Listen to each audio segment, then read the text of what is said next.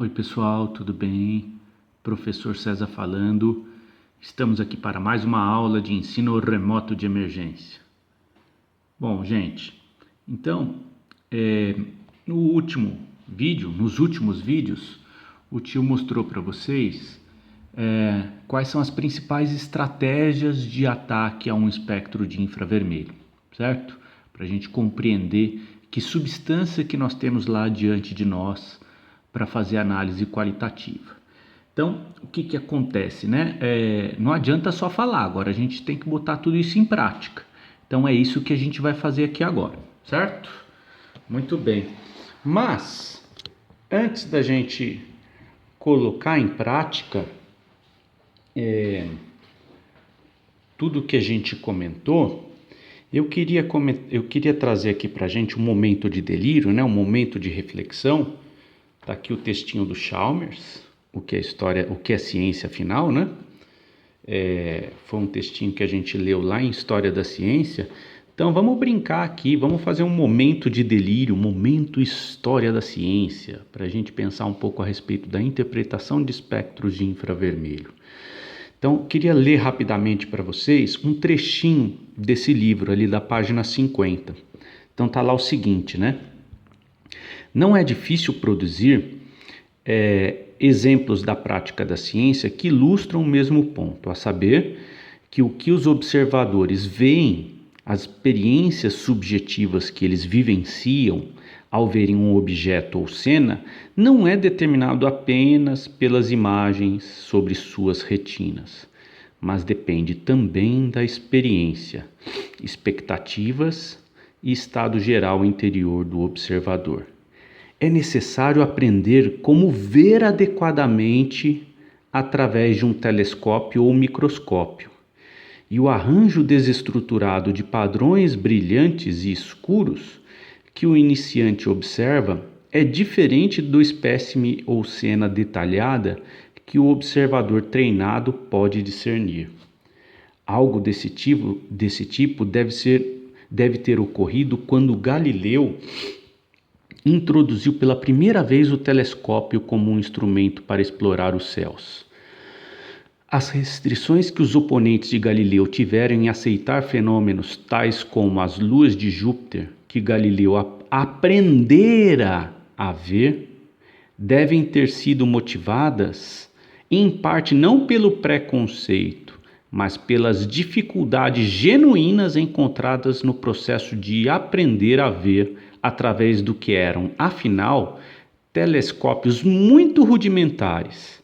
Na passagem que se segue, Michel Polanyi descreve as mudanças na experiência perceptiva de um estudante de medicina quando ele aprende a fazer um diagnóstico através do exame de uma chapa de raio-x. Então ele diz o seguinte nessa citação: pense num estudante de medicina fazendo um curso de diagnóstico de doenças pulmonares por raio-x. Ele vê, numa sala escura, traços sombreados sobre uma tela fluorescente colocada contra o peito de um paciente. E ouve o radiologista comentando com seus assistentes, em linguagem técnica, as características significativas dessas sombras. Primeiramente, o estudante fica completamente intrigado, pois ele consegue ver no quadro de raio-x de um peito apenas as sombras do coração e das costelas, com umas poucas nódoas entre elas. Os peritos parecem estar romanceando sobre invenções de suas imaginações. Ele não consegue ver nada do que estão falando. Então, conforme continua ouvindo durante algumas semanas, olhando cuidadosamente os quadros sempre novos de casos diferentes, uma certa compreensão vai ocorrendo. Ele vai gradualmente esquecendo as costelas e começando a ver os pulmões.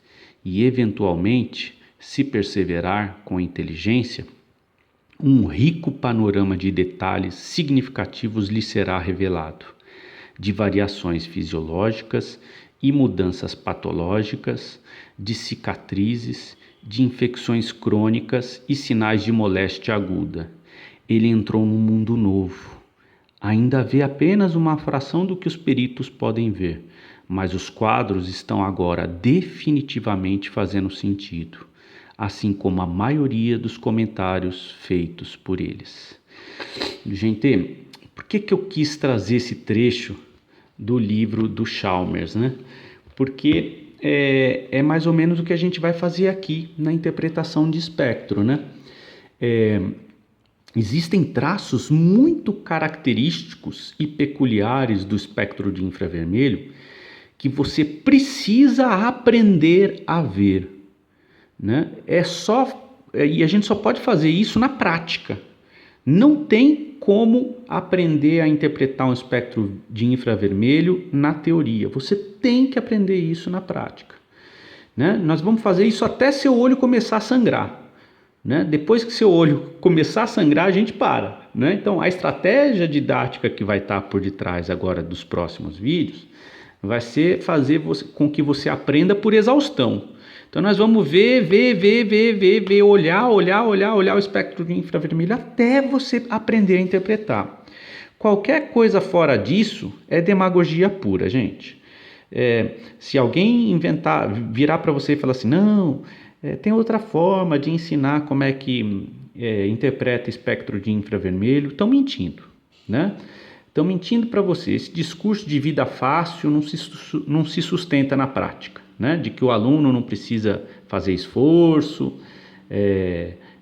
Isso é uma grande baboseira, né? Só se aprende fazendo, botando o bumbumzinho na cadeira e estudando. Só se aprende a interpretar um espectro de infravermelho interpretando na prática, né? Então, existem traços muito característicos que você precisa treinar o seu olho para enxergar, senão você não enxerga, né? Então, é isso que a gente vai fazer aqui a partir dos próximos vídeos, ok? Então, vamos lá. Nós já aprendemos as estratégias de ataque, agora a gente vai aplicar essas estratégias para poder enxergar os espectros, ok? Então, vamos lá. Vamos começar com o primeiro aqui, ó. Então, gente, eu vou comentar de novo, tá? Esse aqui é um espectro de infravermelho, tá? Ele veio, esse exercício número 1, assim como os demais, ele veio com uma informação adicional, que é a informação do espectro de massa, que tá aqui, tá? Então, na verdade, esse camarada aqui é um C8H18. Vamos fingir que não tem nada aqui, tá? Vamos desconsiderar essa informação do espectro de massa. Que massa nós vamos ver lá no final do curso, tá? Então vamos olhar só para o espectro de infravermelho, que é isso aqui, ó. Nós já aprendemos, nós já entendemos como é que esse gráfico é gerado, né? Como é que esse espectro é gerado. Já falamos da escala, já falamos do princípio do método, já falamos sobre esses vales, né? Como é que eles foram gerados. Tudo isso nós já comentamos. Agora nós vamos fazer o exercício de, a partir desse gráfico, né, a partir desse espectro, desse bando de rabisco que tem aqui, como é que a gente identifica o composto, tá? Você vira para mim e fala assim, professor, o equipamento faz isso sozinho. Pois é, faz mesmo. Como é que o equipamento faz? Como isso daqui é como se fosse uma impressão digital, o equipamento tem lá centenas, milhares de substâncias com espectro, né? Lá dentro do banco de dados dele, né? Então ele pega uma amostra, vamos supor que pegou essa amostra do C8H18 aqui, né? Pegou uma amostra, gerou esse espectro. O que ele faz? Ele vai passando um por um e verificando se é a substância que está diante da gente, né?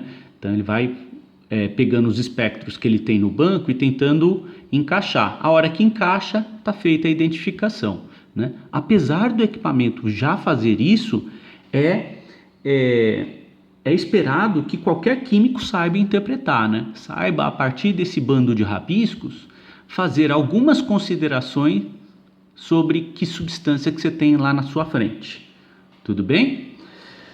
Muito bem, então vamos começar a brincadeira aqui agora. Vamos utilizar as estratégias que a gente já comentou com vocês, ó. Então, tá aqui uma régua, tá aqui uma canetinha. Qual que é a estratégia que o tio demonstrou? O que a gente faz? Pegou um espectro, primeira coisa, passa um risco em 3.000, ó, tá aqui o 3.000, e passa um risco aqui em 1.500. Olha só que legal, né? Ó, esse daqui é um típico espectro limpo, né? Nós vamos começar com os espectros mais simples e depois vamos pegar eles mais rabiscadinhos, tá? Esse é o típico espectro limpo. Por quê? Ó, quando eu faço um corte aqui em 3.000, ó, passo um corte aqui, ó, eu não vejo nada daqui para lá. Quando eu passo um corte aqui em 1.500, ó, eu não vejo nada daqui até 3.000. Opa! Nossa, tô bagunçando aqui. Tudo bem, gente? Então, agora eu vamos pensando, vamos fazendo aquele checklist que o tio mostrou para vocês. Não tem nada daqui para lá, nem daqui para cá, certo?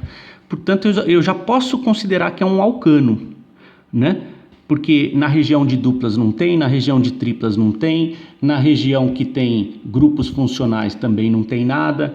Então, só aqui eu já posso bater o martelo que é um alcano. Mas vamos lá, vamos pensar, vamos seguir o passo a passo para você aprender a interpretar espectro. Vamos no passo a passo que fica mais fácil. Então vamos lá, checklist. Fizemos aí essa primeira consideração, esse primeiro corte em 3.000 e 1.500. Primeira perguntinha que você tem que fazer para o espectro. Tem um pico forte e fino que vem até aqui embaixo, ó, ali perto de 1.700, 1.800, ó, ele sai por aqui, ó, nessa região, ó, né? Tem um pico que vem até aqui embaixo? Não, né? Então, se não tem esse pico, não tem carbonila, gente. Se não tem carbonila, olha só quanta coisa eu consigo desconsiderar. Então eu posso dizer que não é um ácido carboxílico, não é uma amida, não é um éster, não é aldeído e também não é cetona, né? Porque aquele piquinho C-O, ele é característico dessas funções de ácido carboxílico, amida, éster, aldeído e cetona. Então, essas funções eu não tenho aqui na brincadeira, tá? Muito bem, terceira coisinha que a gente pode ver, tem hidroxila, né? O pico de hidroxila é um pico muito característico que sai aqui depois de 3.000, ó. É uma bacia que sai aqui, daqui a pouco nós vamos pegar um espectro que tem hidroxila para você ver. Então, como não tem nada saindo depois de 3.000, eu posso perceber que não tem hidroxila. Se não tem hidroxila, eu posso desconsiderar a função álcool, a função enol e a função fenol. Certo? Quarto item que a gente pode pegar, tem pico de amina? O pico de amina, ele sai aqui, ó, depois de 3.000 também, ó, ele sai aqui, por aqui, né? E ele é um pico, é um traço muito característico de amina, assim como a de hidroxila, certo? Eu preciso aprender, eu preciso treinar o meu olho para discernir o pico de amina e o pico de hidroxila, tá? Porque eles vão sair lá próximos uns dos outros, né? Muito bem, então não tem pico de amina. Posso desconsiderar também a função amina. Quinta perguntinha. Às vezes a função ela é oxigenada, né? Ela tem oxigênio, ela não tem a carbonila, ela não tem o típico estiramento OH, portanto não é hidroxila, não tem hidroxila, mas ele pode ser um éter. Então existem traços característicos do estiramento da ligação CO, né? Que saem num determinado ponto, né? Depois a gente pode ver aqui aonde que sai o pico de CO, tá? Mas ele sai ali perto de 1.000, 1.300. É um estiramento forte que sai lá perto de 1.000, 1.300, ó.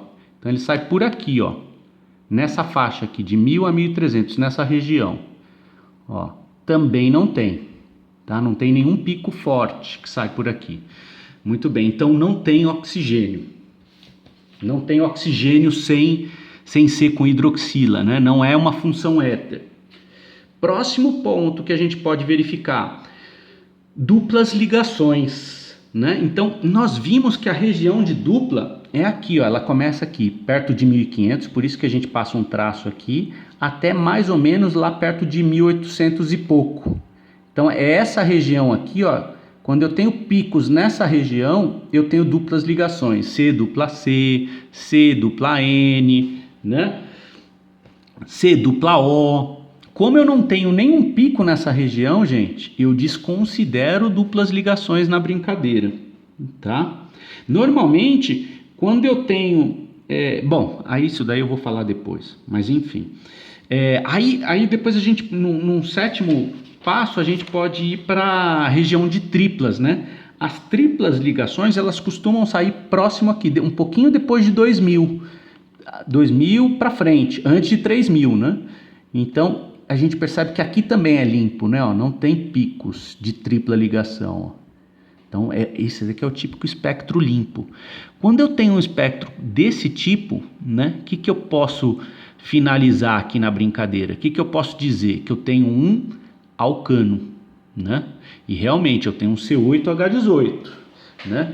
Mas vamos lá, vamos aumentar um pouco, dar um zoom e tentar detalhar um pouquinho essas estruturas e esses rabiscos, né? Vamos aprender a enxergar e vamos aprender também a usar essas tabelas, as tabelas de infravermelho que eu vou passar para vocês. Olha lá, existem algumas informações muito características. Olha aqui, ó. Então tá aqui a tabelinha de correlação do infravermelho. Olha lá, ó. Nessa primeira coluninha aqui, nós temos a ligação. Acho que não dá para ver direito, né? É ruim ensino remoto, né, gente? A gente tem que fazer gambiarra em tudo. Ó, nós temos a ligação CH, né? A CH em alcanos, né? Então nós temos aqui tipos de vibração e a frequência que normalmente que elas vibram e que obviamente vão absorver, né? Porque se eu tenho uma frequência na ligação e a minha onda tem a mesma frequência, ocorre a absorção, né? Eles entram em sintonia e ocorre a absorção, né? E aí tem aqueles vales no gráfico, né? E aí aqui eu tenho essas tabelas, elas informam o traço característico do gráfico, né? A intensidade com que ocorre a absorção, né? Se é uma intensidade forte, o gráfico vai até lá embaixo.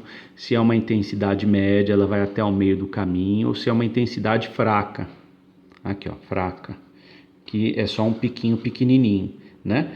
Existem tabelas em que além do forte, do fraco, ele diz pra gente o quão largo é o pico, se o pico é estreito, se o pico é largo, né? Tudo isso a gente vai aprender na prática, né? Então, existem essas tabelas mais simples que o tio vai trabalhar com vocês. Ó, essa daqui, olha lá, que são só 2 folhinhas. Isso daqui vocês vão ter que usar no dia da prova. Existem tabelas mais complicadas. Ó, essa daqui o tio tirou lá do Silverstein, tá? É lá do apêndice B, página 116. Então, elas são mais complicadas. Eu não sei se no ensino remoto eu vou... No ensino presencial eu trabalho com essas duas aqui, ó, para fazer prova. À medida que o tempo vai passando e que o tio vai montando os vídeos, a gente vai sentindo a necessidade de talvez explicar como é que você usa essa ou não, tá? Mas olha, essa daqui é bem mais complicadinha, ela tem bem mais detalhes. Olha lá, a tabela é bem maior, ó. Tá? E existem materiais ainda mais detalhados, além desse daqui e desse. Tudo bem? A gente precisa aprender a usar essas tabelas. Muito bom. Então vamos lá. O que a gente percebe aqui, ó? Que nos alcanos... Opa, deixa eu trazer a tabelinha para cá. Que nos alcanos existe um movimento de estiramento no CH3, no CH2, né? Então, os alcanos têm estruturas do tipo CH2, CH3, né? E existem tipos de vibração dessas estruturas, deformação, estiramento, não importa muito, deformação fora do plano, nós já falamos sobre isso com vocês, né? E cada uma tem uma frequência de vibração, ó. E aqui de novo, a frequência está sendo dada em número de onda, centímetro a menos 1. mas que a gente vulgarmente chama de frequência. Tá equivocado o nome frequência, tá? Mas eu vou chamar de frequência para a gente não ficar viajando muito na maionese e convertendo isso daqui para número de onda, senão a gente não sai daqui. Tudo bem? Então, consultando essas tabelas, você percebe aonde você consegue mapear as estruturas que nós temos lá no teu composto, né? Então, se sai um pico de CH2 lá em 1400 e pouco e tudo mais, você consegue perceber que tem um CH2 na molécula, né? Se sai um pico de CH3, olha lá, um pico de CH3 lá em 1300 e tanto até 1400 e pouco, também você consegue mapear que tem ali uma estrutura CH3, né? Então, um pico médio e outro pico médio, tanto um quanto o outro. Esse alcano que a gente está de olho nele, que é um C8H18, provavelmente ele é